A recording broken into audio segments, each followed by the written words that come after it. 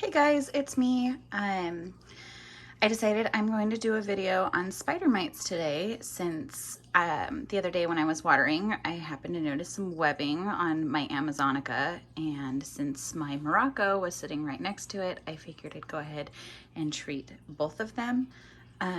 So I'm going to go ahead and show you my process for treating a plant for spider mites. So the first thing you want to do if you notice spider mites on your plant, and I will actually throw a picture of the spider mites I found here in the video, but the first thing you want to do is quarantine your plant until you can get around to treating it. I personally love my laundry room since there are no plants in there, but it still gets really good light. So I just kind of shove anything that it has a pest issue in there until I can take the time to sit down and deal with the problem. I'd also recommend getting yourself a pump sprayer if you have a large number of plants. It will save your hands, like when you're having to treat pests, if you're not having to do the trigger squeezing motion so much.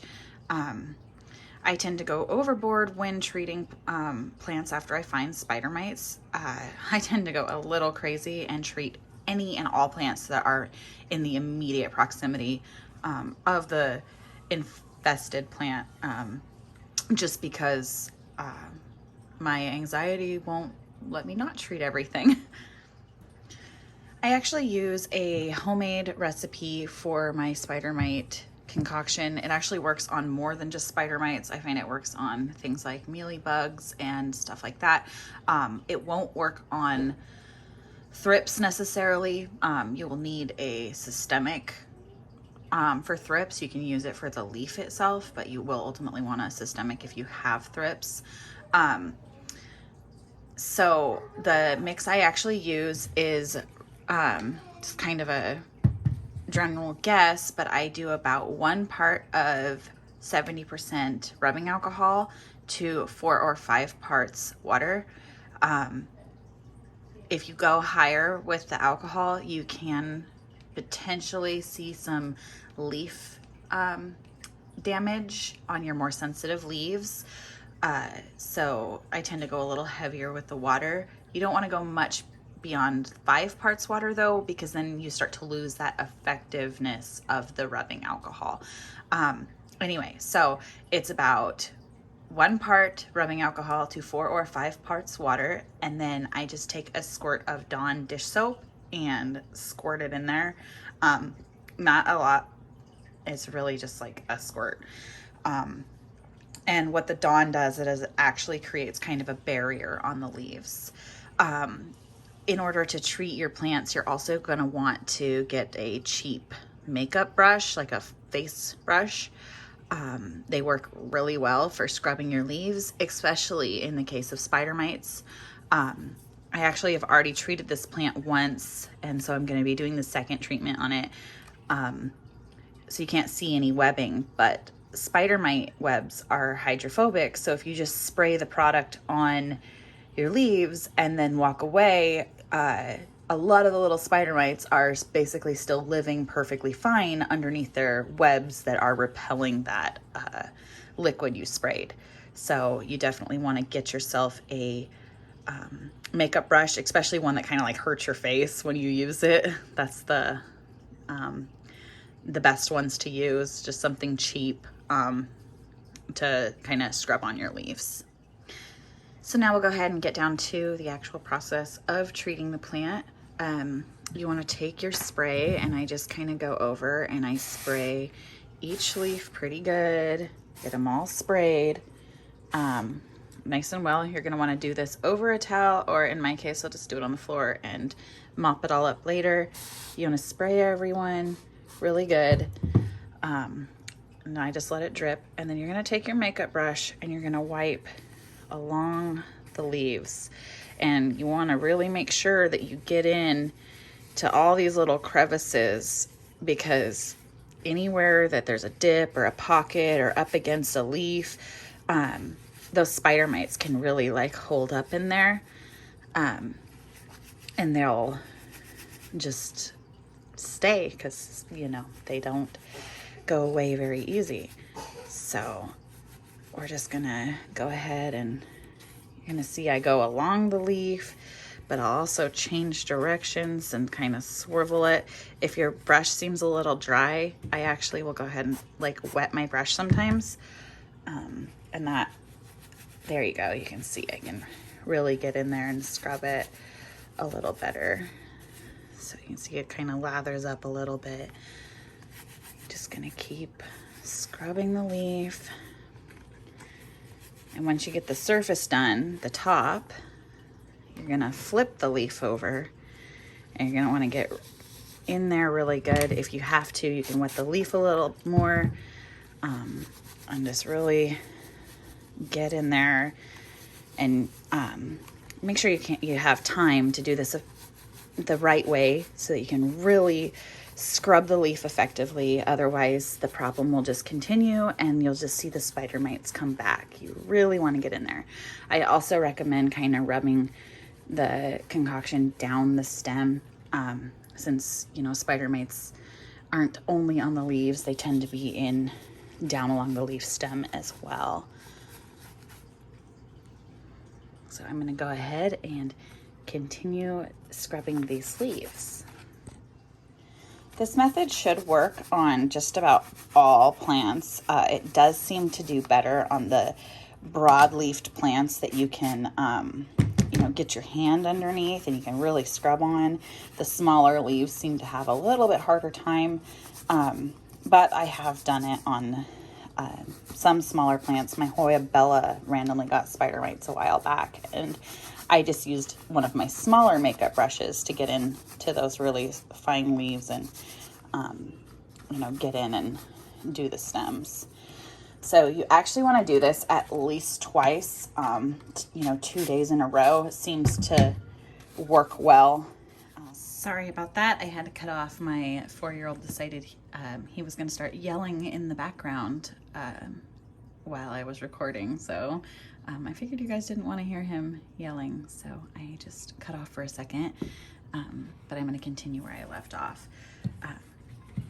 So I've already actually scrubbed this leaf, so you just want to make sure that it's all been scrubbed. You don't see any webbing left. You've done all of your stems in here, like all the way down, so that you know that you got any spider mites. With your more sensitive plants, like I said, you may see some leaf damage where the leaves get a little bit stressed out. But like I said, if you use the weaker strength, it shouldn't be a problem. So I haven't treated this plant yet, but it's showing me signs either that it's an old leaf or it might actually have some spider mites. So I was just gonna go ahead and deal with this one, just treat it anyway. As a precaution. Sorry, I was like really looking to see if there was anything on there, but I'm gonna go ahead and spray this one down. Move this one out of the way.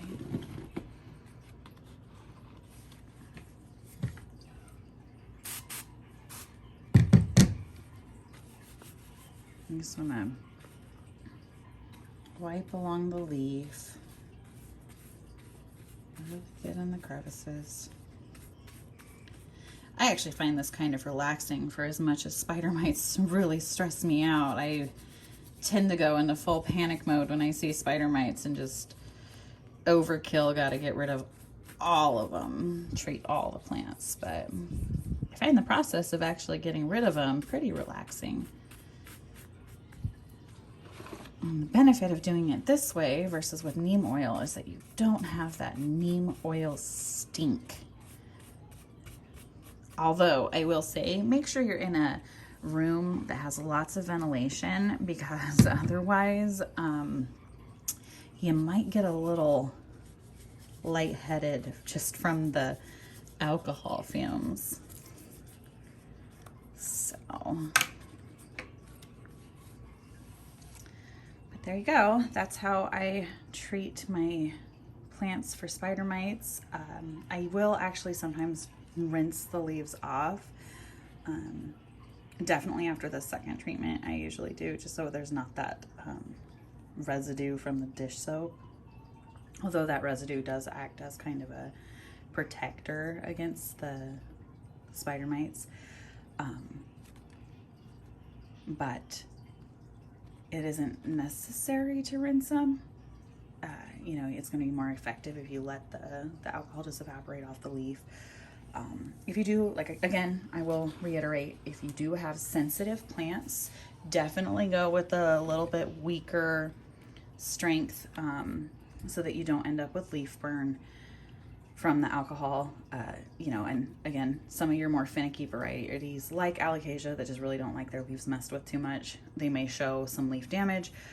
But I guess I'm of the opinion that I'd rather deal with a little bit of leaf burning and eliminate the pest problem than you know, ignore it and now all of a sudden my whole collection is infested with spider mites. So I guess I'll accept some leaf burn to prevent a full-scale outbreak. I want to add that alocasia are highly prone to spider mites, so you're going to want to do like a weekly look over the leaves, make sure that you don't see any fine webbing or any like pale splotching that is indicative of spider mites, you know, sucking on the leaves.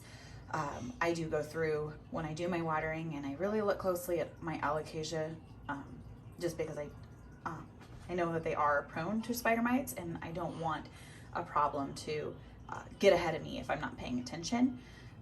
You can also do a preventative type maintenance, like once a month or so. You can just go ahead and use this in a weaker strength and use it as a preventative. Like even if you don't see the spider mites, you can spray them and wipe them down and just make sure that there is nothing, you know, to be dealt with.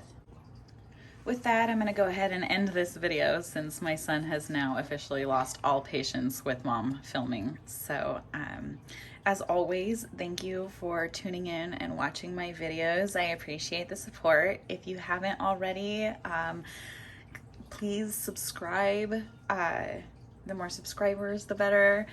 And like and share this video with people who may be dealing with a spider mite problem.